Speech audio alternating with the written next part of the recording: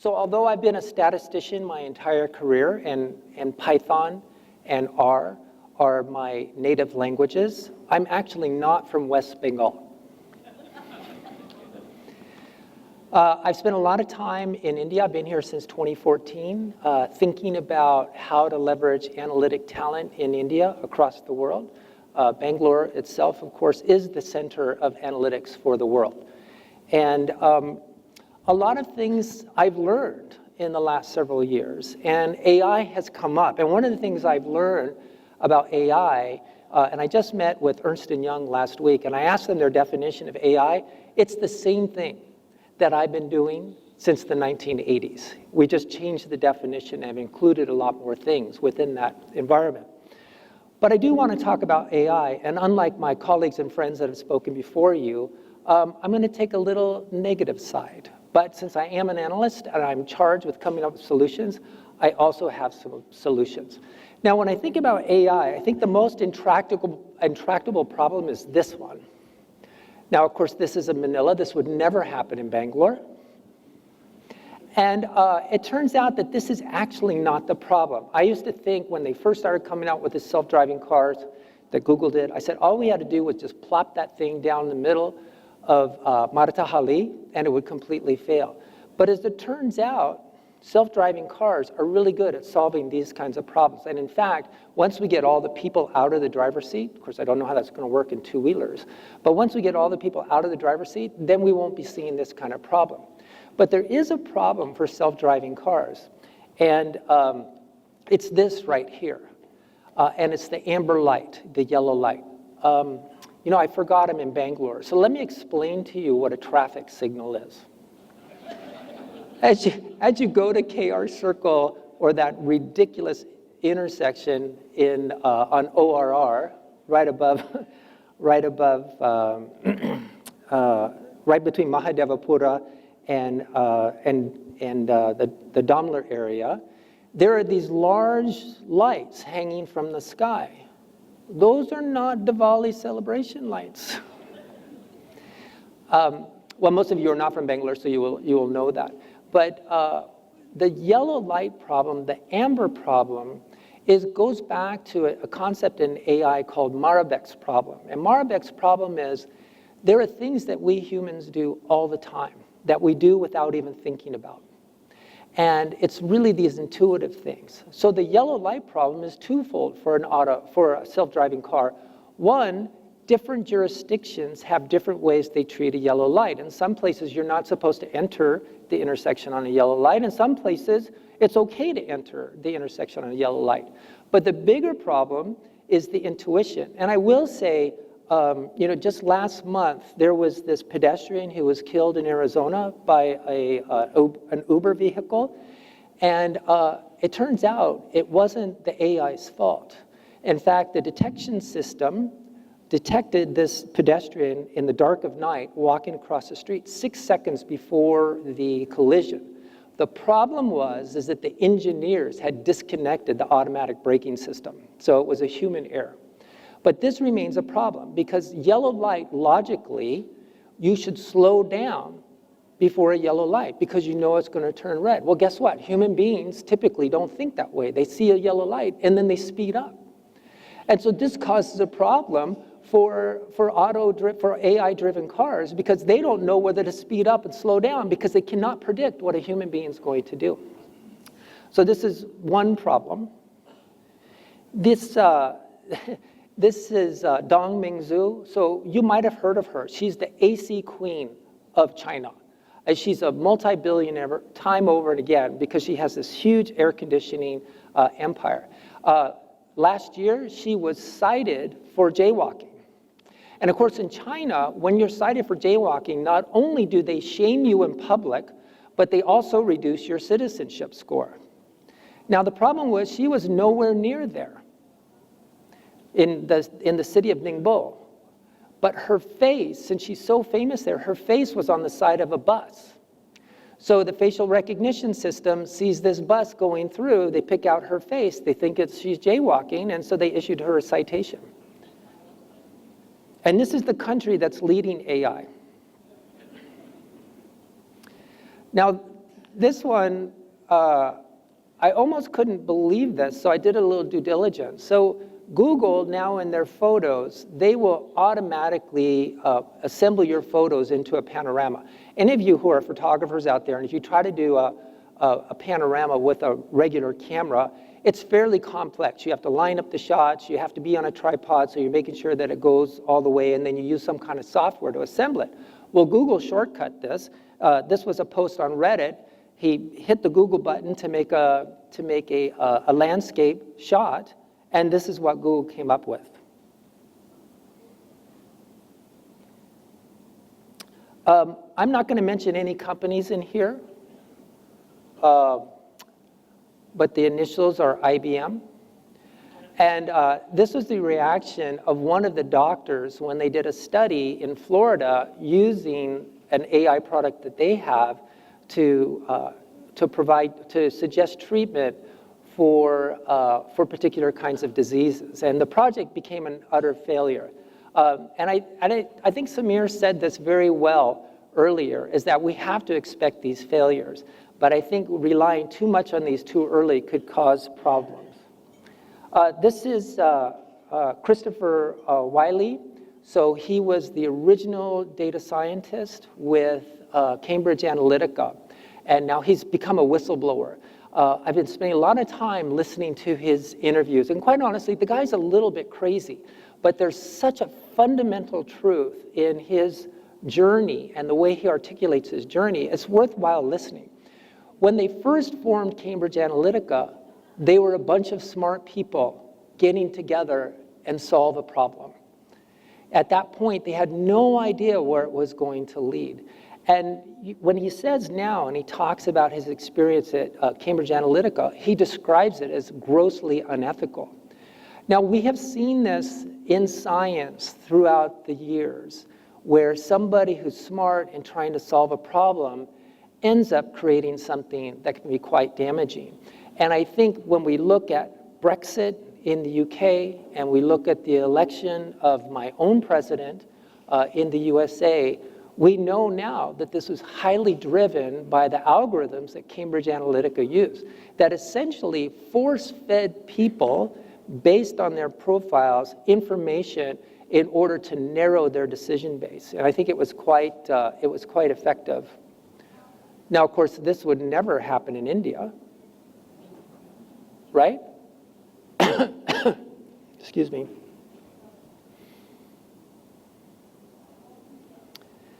Now, as a statistician, I love outliers. And here's my favorite outlier, Elon Musk. And I just watched another interview with him. He doesn't sleep very much. He says that he sleeps like 4 hours a night. There's just a lot of stuff going on in Elon Musk's heads. But he says the two reasons he doesn't sleep is one, production of his vehicles, getting his vehicles out into the market. But the number two thing that keeps him awake at night is where AI is going. And Samir talked about bringing humanity into these algorithms. And I think that's one of the things that we have to do. Samir also said that AI or data is the new oil. I would take a slightly different track on that and say that, or suggest that data is uranium. And what I mean by that is it can be very useful. We can create a lot of power with uranium with a very small amount compared to that amount of power with coal. But there's also a big danger to uranium. And there are other things that we create, like nuclear weapons with uranium. And in fact, Elon Musk compares AI to being worse than a nuke. And I think we can look at some of these things that have happened across the world, and the face of the world is changing because of these AI algorithms. And specifically, I'm thinking of Cambridge Analytica when I say that. Now, I do think there's a solution, and I'm going to give you 3 points of what I think these solutions are. So the first one is we analysts, so everyone in this room, we need to take more responsibility for the data that we're working with and what happens to that data. Now, this picture is a picture I took in the 1980s of my own graduate research that I did in the Amazon basin. And I, in many scientific disciplines, had to create my own data. and I was looking at malaria at the time, and I had to travel with these people, the Yanomamo in Venezuela, right across the border of Brazil. So I spent months down there traveling with these people, hearing their stories, and understanding how disease had affected their lives. And when you get that close to people and you're collecting your own data, you have a better sense of what's going on.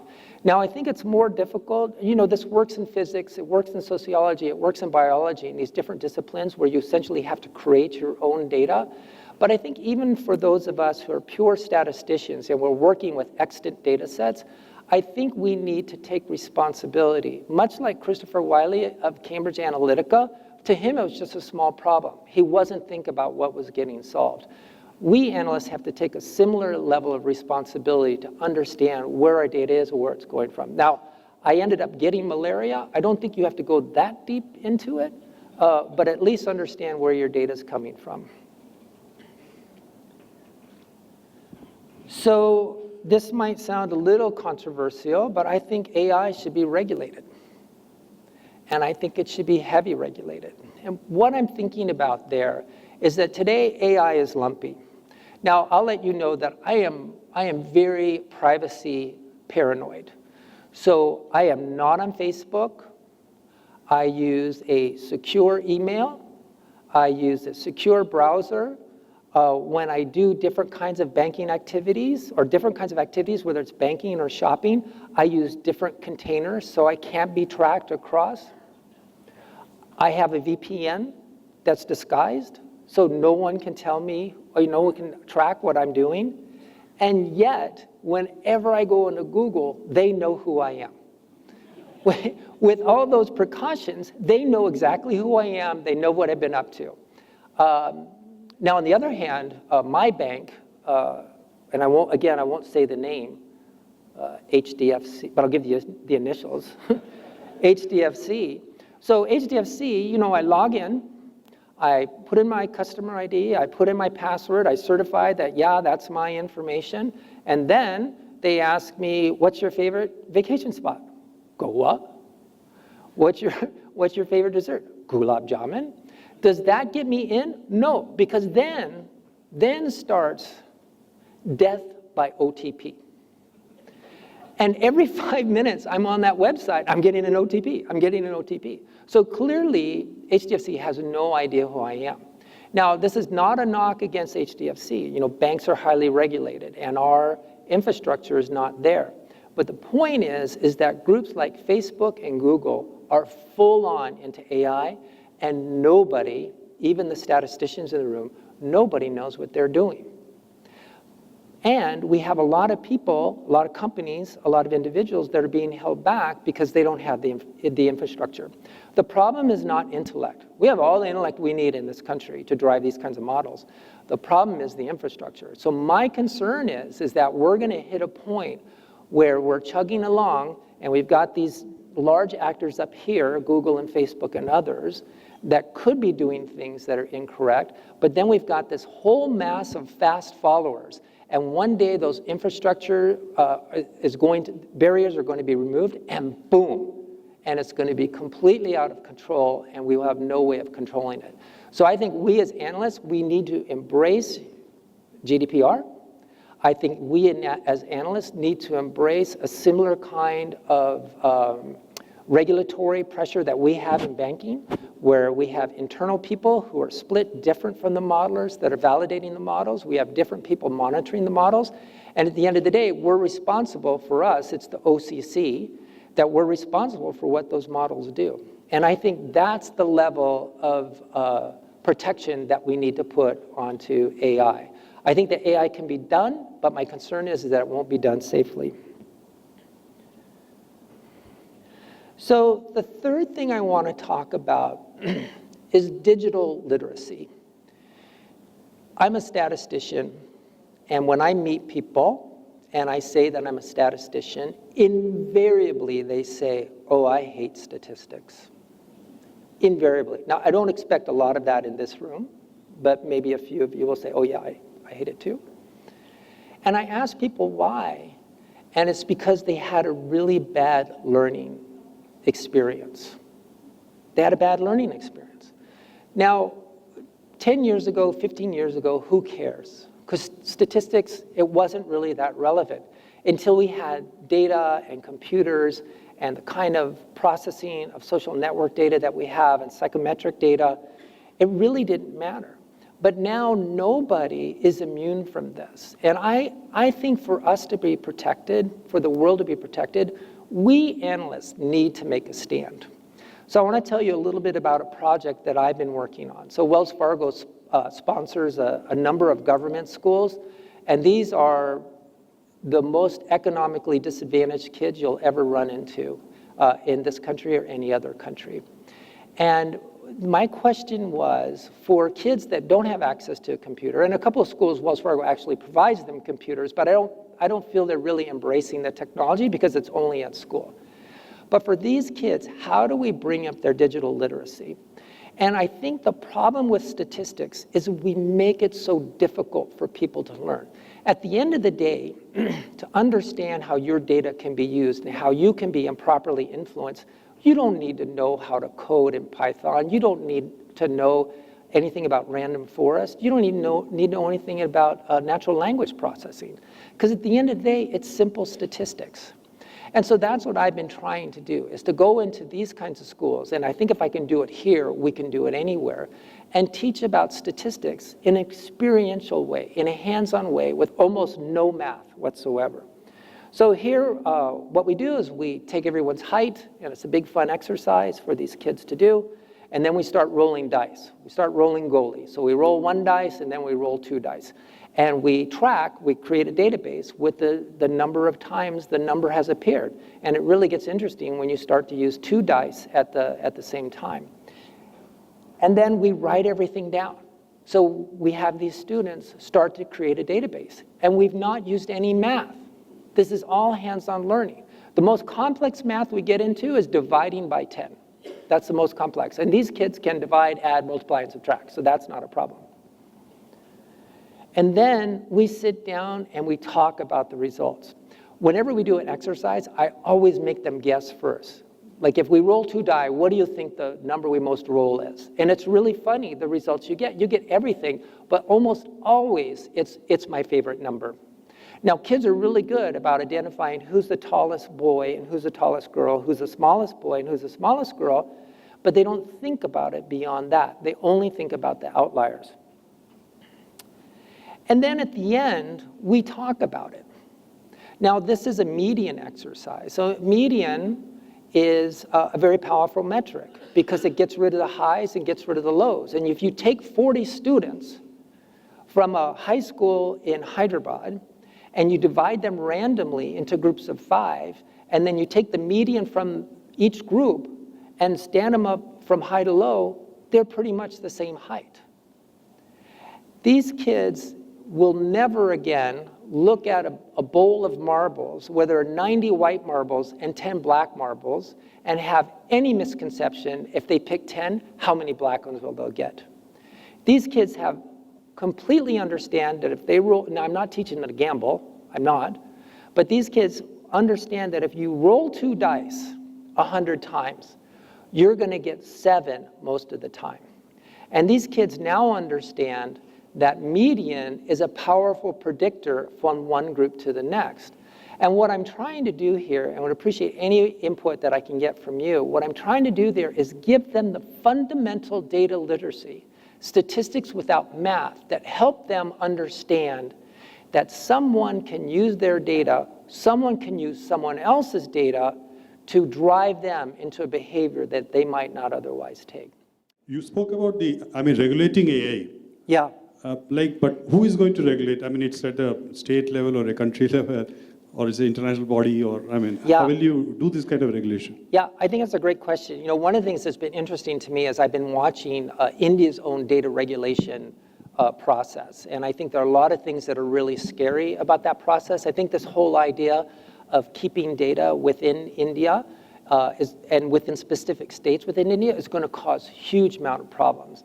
But I think, Elon Musk, I kind of go back to him. He thinks about AI like he thinks about nuclear weapons. So when I think about AI regulation, I'm thinking big. In banking, we have an overall body that's pretty big. that monitors everything that we do. I think AI is at the level that we need something similar. So certainly national, if not at a higher level than that. And here's our other problem. I mean, so many problems today. But our problem, even in the US, is that, not Wells Fargo, but in general, people in the regulatory agencies don't really understand what we do. And so if I sit down and try to explain a random forest model to them, they're not going to understand. And I think if you have a bunch of different regulatory agencies, you're going to have a lower level of skill set and a lower level of ability for people to understand. So I think it should be high. Hi, I have a question around some of your thoughts about how you sort of model behaviors in India. India is a very diverse country. Yeah. Right, so as a statistician, what would your advice be the right sample or the methods to choose the right samples in a country like this? Yeah. To make a hypothesis? Yeah, so that's a great question. And I talk a lot about the diversity in India. And I do so because I think the most important for a team is to have diverse thought. So when I think about diversity, I don't think about 50% women. I think about how I can walk through Chickpet, and every 100 meters, there's a new language, there's a new style of dress, there's a new religion. My heavens, there's a new biryani. And I think that is the power of India. So I think it depends on what is that diversity. And I think it also does represent a statistical problem. But what I do know at the end of the day is that people are people. And I think that you're going to have a larger data set to sample this, but I think that you're going to find at a high level that things are going to normalize out. We could look at your data and we could sit down and we could spin around some hypotheses.